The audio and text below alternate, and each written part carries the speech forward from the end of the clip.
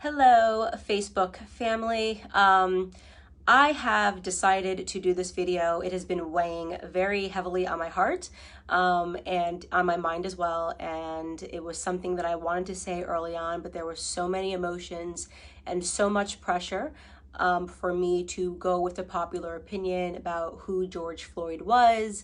And sometimes it can be difficult when there are just so many external pressures to say what you believe. And this was an instance where I felt like my silence would have been better in the beginning, but the more that I think about it, I realize that we are being sold a lot of lies, and at the detriment to the Black community, at the detriment to the white community, and at the detriment to America as a whole. So I want to come out and say that I do not support George Floyd and the media depiction of him as a martyr for Black America. I'm going to explain why, and I hope that some of you guys will understand where I'm coming from. I have spent a considerable amount of time reading a lot of Black authors that I think are some of the most brilliant Black Americans breathing. Walter Williams, Shelby Steele, Thomas Sowell, and I recently came across something that was an idea that was planted into my head by Shelby Steele, and it has been something that I cannot forget. It is something that will stick with me for the rest of my life. And it is something that I hope for the Black Americans that are watching will stick with you for the rest of your life. Shelby Steele said that the Black community is unique from other communities. Our culture is unique from other communities because we are the only community that caters to the bottom denominator of our society. Now, let me explain what that means. It means to say that not every Black American is a criminal, not every Black American is committing crimes, but we are unique in that we are the only people that fight and scream and demand support and justice for the people in our community that are up to no good. You would be hard pressed to find, a Jewish person who has spent 5 stints in prison, who commits a crime and dies while committing a crime, and that the Jewish people champion and demand justice for. You will be hard pressed to find this in white America. You'll be hard pressed to find this even in Latino America. If there is a person that is spent multiple times in prison, you are not going to see a bunch of Latinos coming out demanding justice for this person, even if, and I want to be very clear, what I'm saying is not any defense for Derek Chauvin. I hope Derek Chauvin gets the justice that he deserves to be, implemented upon him, and that the family of George Floyd deserves justice for the way that he died. But I also am not going to accept the narrative that this is the best the Black community has to offer. For whatever reason, it has become fashionable over the last 5 or 6 years for us to turn criminals into heroes overnight. And it is something that I find to be despicable, and it is something that I refuse to stand by any longer, and I am not going to play a part in it, no matter how much pressure comes from Black liberals and Black conservatives as some token of people wanting you to believe that this is the only way you can be Black, is you have to say this was wrong and that this person was amazing. I won't do that. George Floyd was not an amazing person. And as soon as this video hit the internet, I did just basic searches. Everyone jumped on it and was looking at the police officer, and everyone agrees that the police officer was wrong, and the police officer has been arrested. So that is not the reason I'm not discussing that, is because that is not something that has been misconstrued in the media. He has been turned into the devil that he is, and there is no reason for us to harp on that any longer, because white Americans are not uplifting Derek Chauvin as a victim or pretending that he's an amazing human being. But George Floyd is being uplifted as an amazing human being. For those of you who have not yet seen the clips and did not pursue or wait for more clips to come out, first and foremost, George Floyd at the time of his arrest was high on fentanyl, and he was high on methamphetamine. This came back in both of his autopsy reports. If you pursue the 911 transcript, you can see the person describing somebody who is out of their mind high, and which is what made the person fearful, because he tried to use a bill that I guess was a fake bill to purchase something, and then he was outside acting weird, and they, in their police call, said that this person was obviously distorted and on drugs. When he is put into handcuffs and is put against the wall, a baggie of what looks to be like cocaine or it's a white baggie that he drops onto the floor that you can see in an image. If you look up the clip, the media is refusing to circulate it. You can find it on Twitter if you you use DuckDuckGo and look up George Floyd baggie, you can watch the clip yourself with your own eyes. He had drugs on him at the time of his arrest. Now, barring all of that, nobody thinks that he should have died during this arrest, but what I find despicable to be is that everyone is pretending that this man lived a heroic lifestyle when he didn't, and I want to talk about what his lifestyle was leading up to this moment and why I refuse to accept the narrative that this person is a martyr or should be lifted up in the Black community and that we should be buying t-shirts with his name on it, okay? So here we have, first and foremost, let's start from the bottom of his record. And by the way, I am not saying that if you have a record, you don't deserve a second chance. I think people get arrested and some people can serve time in prison. And I believe in second chances, but I do draw the line when it comes to second, third, fourth, fifth, sixth, seventh, eighth, and ninth chances. 1998, he spent 10 months in prison for theft with a firearm. That was the first prison stint that I could find on him. In 2002, he spent 8 months in prison for a cocaine offense. In 2004, just 2 years later, he spent another 10 months in prison for a cocaine offense. In 2005, he spent another 10 months in prison for having less than 1 gram of cocaine on him again. In 2007, and this was the biggest instant that I had that made me realize this was a horrible human being that I am not going to pretend was a good person. In 2005, a woman who was pregnant received a knock at the door, and she went to the door, and the person pretended to be someone that worked for the water department. So she opened her door and quickly realized that the person at her door did not work for the water department and attempted to slam it. At the moment that she was attempting to slam it, a Ford pulled up and another 5 men jumped out of the car, and one of which was George Floyd, came up to the door and they forced their way inside to her home, inside of her home. Mind you, this woman is pregnant. At that point, George Floyd took out a gun and pressed it to her stomach. She was screaming, begging for her life, and he put her inside of her living room and instructed one of his criminal friends that was with him to watch her and to make sure she didn't leave the living room. So he was playing guard while they ransacked her home looking for drugs and money. They did not find drugs. They ended up taking, I believe, her wallet and her cell phone. Fortunately for her, her neighbor observed what was going on and caught the license plate of the people as they pulled off and called 911. And when 911 was able to, they were able to track down the car of which George Floyd was the driver, and they arrested him. And 2 years later, he was sentenced to 5 years in prison for that instance. Now, you can say the media is portraying it like he was just getting his life together after, being released in 2014 following that incident. He was just getting his life together and moved and was going to start afresh. I'd like to believe all of those things, and there's a gap, and he never got in trouble for 5 years until this incident when the police were called on him again. But you are defying common sense to believe that this person suddenly became an exemplary character but happened to be high on fentanyl and methamphetamine and trying to use a bill, a fake bill, to purchase something. And so in my opinion, George Floyd was a criminal. He was a criminal, and just because he was a criminal doesn't mean he deserved to die at the knee of a police officer, but it does mean that I am not going to play a part of the broken Black culture that always wants to martyr criminals, who wants to pretend they were these upstanding human beings that just wanted to help society, that just wanted to reach out and uplift society. And he has a rap sheet that is long, that is dangerous. He was an example of a violent criminal his entire life. Okay, up until the very last moment. Now, again, I want to be clear. This is not a defense for Derek Chauvin. No one that I have spoken to, no one in the news is defending Derek Chauvin. He is getting what he has coming to him. Okay, great.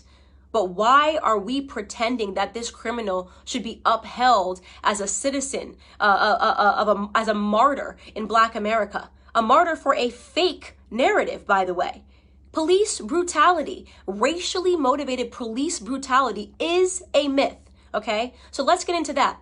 Not only are we using this death, right, and allowing it to cause these riots and protests, pretending this was some upstanding citizen in the Black community who was tackled down and killed for no reason, right? Not only are we allowing it to inspire riots in which Black people are dying, in which actual upstanding Black citizens are dying. Case in point, I'm sure you guys have all now seen David, the sheriff that just was shot and killed because he was trying to protect a pawn shop. Please look him up if you haven't seen it. I'm blanking on his last name. His first name is David, who was shot and killed for trying to protect a pawn shop from looters, an upstanding citizen, an actual head of a police. He was the head of a police his entire life, 77 years old, did everything right, right? So we now have to kill upstanding Black citizens because a non-upstanding Black citizen, a career Black criminal, died. Now, did he deserve to die in that manner? No. I can't say it enough. No, he didn't deserve to die in that manner. But I will be damned if the rest of us upstanding Black citizens have to suffer because of this incident that rarely ever happens in America. So here are some numbers for you people that are still believing that police brutality is a real, racially motivated police brutality is a real thing. First and foremost, okay, you have a 25% higher chance as a violent white criminal of dying at the hands of a police officer than you do as a Black criminal. Last year, a total of 9 unarmed black men were killed by police officers and 19 white men were killed by police officers. For those of you that aren't good at mathematics, right, you might be thinking, oh, but Candace, white people represent 60% of the population and Black people represent just 13% of the population. It doesn't matter what percentage of the population you represent. It matters what percentage of the violent criminal community you represent. And unfortunately, Black community commits a disproportionate amount of crimes compared to the white community. Let me tell you, 6% of the population, right, Black men, 6% of the population account for 44% of all murders in this country, according to 2018 statistics. That is what you call a gap. And yet white people who represent 60% of the population, we represent 13, Black men are 6%, only represent 50% of all the murders, right? That makes no sense. That makes no sense. A 6-point variation in a community where we are extreme minorities. We commit 50% of all violent offenses, evenly split, and we're only 13% of the population, okay? So we have a lot more encounters with police officers. And don't say the police officers are coming around because we're Black. I'm talking about violent criminals. I'm talking about murder, 44% of murders, okay? You want to talk about real statistics? The police officers have way more to be fearful of in the Black community than the other way around, okay? We commit, on average, a police officer is 18.5 times more likely to be killed by a Black person than the other way around. Okay, so this entire narrative is complete smoke and mirrors. It's all made up. It's just election fodder. It's white versus Black because it's an election year, not because Black Americans are suffering at the hands of police officers more than white Americans. Do some police officers do the wrong thing? Yes. I don't think there's anybody in the world who has not encountered a police officer and thought this person is an absolute jerk who is power tripping, whether you are Black or white. We know they exist. And we know they're always going to exist, by the way, because they're human beings. And sometimes human beings suck. In fact, if you want to attack a community for accidental slayings or brutality, did you know that doctors accidentally kill 250,000 people every year because of mistakes? Did you know that there's been doctors that have been arrested for being serial killers, that just were killing people because they wanted to? Do we protest and boycott doctors? Do we assume all doctors are horrible human beings because some doctors are? Or do we realize that society is not perfectible? People suck in every profession. It is no excuse to paint society with a broad brush. It is certainly no excuse to accept a Democrat narrative, okay, that Black people are being disproportionately hunted down by police officers because of the color of their skin. You want to know the best way to avoid not being brutalized by a police officer is to limit the amount of encounters you need to have with them, especially when it comes to violent crimes. Okay? I am not going to stand for this continual bottom-feeding narrative of us martyring people that have had 5, 6, 7 stints in prison and then pretending they were upstanding heroes to our community. It's bullshit. It's bullshit. Excuse my language. It's absolute bullshit. And I'm tired of it. I'm tired of having to play pretend. I'm tired of sitting here and being called a coon or an Uncle Tom because I won't play this bottom-feeding game with you. If you want to hang up posters of criminals on your wall and talk about them as your martyrs, do it. Do it. You can do it. Kobe Bryant was my idol, okay? I'll keep a photo of Kobe Bryant. You can keep one of George Floyd and pretend he was an upstanding human being that just once or twice put a gun across a pregnant woman's belly. Could you imagine that woman right now? That black woman, by the way, right? Watching everybody pretend this person was an upstanding human being who just at the age of 42 and 5 prison stints was going to get his life together. I mean, it's embarrassing. We are embarrassing in that regard, right? This is why we have a cycle and a toxic culture, because nobody wants to tell the truth in Black America. It's so easy to be a victim. It's so easy to ask white people to bow down and apologize and do all these things for us. It's crap. It's crap. It's a lie. It's a farce. Our biggest problem is us, okay? It's why we don't talk about it when black on black crime happens. It's why we don't talk about it when 40 black people are killed in one weekend during Memorial Weekend in Chicago. We don't want to talk about any of that stuff. We don't want to talk about Baltimore. We don't want to talk about New Jersey. We don't want to talk about any of these places where black people are being slaughtered by other blacks, because that would mean that we had to be personally accountable, right? That would mean personal responsibility. We don't do personal responsibility in our community. We don't do it. We blame white people, right? We only point a camera to white people when they do something, even though we do it at a way higher rate to ourselves, right? We celebrate our drug dealers. We're the only community, right, that would ever create hashtags to free people from prison because they committed crimes, like free Meek Mill, free this rapper, free this rapper. How hard is it to not spend multiple times in prison? How difficult is that? Is that too hard for us? Is that way too high of a mountain for us to scale, to do the right thing, to be upstanding citizens? That is the call to action that I have for Black America with Blexit. Like, why do we keep fulfilling this narrative? What do you think the perception of us, by the way, is on the outside? You ever look at the comments? You ever go into like an anonymous blog and see what people say? Oh, just black people being black people. I see those racist comments. Oh, just black people got to riot. Black people got to be black people. You know how they are. Oh, just black people being ignorant. That is the perception. When people get to be anonymous and talk about us, that's what they think about us, right? They think that we are the kind of people that will forever uphold criminals as the martyrs of our society, that we will never take account for the things that we do wrong, right? That we don't have it within us to educate ourselves to get ahead. And that for those of us that actually do it, well, we get called coons, right? You got Condoleezza Rice, she's a coon. Larry Elder, he's a coon. Dr. Ben Carson, brain surgeon, first ever to perform the surgery of splitting twins that are connected by the head. He's a coon, right? What a loser he is. What a stupid guy he is. Kanye West says he's not going to be told to do it because of the color of his skin. He's a coon. He's lost. He's in the sunken place. The sunken place. That's where we all are, right? Because we demand more and we will get more out of this society, because we're going to get ahead, right? That's what's going to happen. We're going to get ahead. Black conservatives get ahead because we don't subscribe to this narrative. Because you're not going to catch me outside trying to grab a TV pretending that it's because a martyr named George Floyd got killed. Okay? I'm a big believer that no matter what color you are, you do stupid things, you win stupid prizes. Okay? We have to do better. We have to teach our kids better, or we're not going to get ahead, right?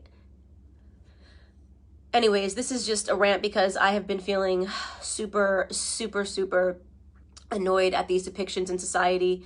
I have no apologies here to make. George Floyd is not my martyr. He can be yours. That's all I have.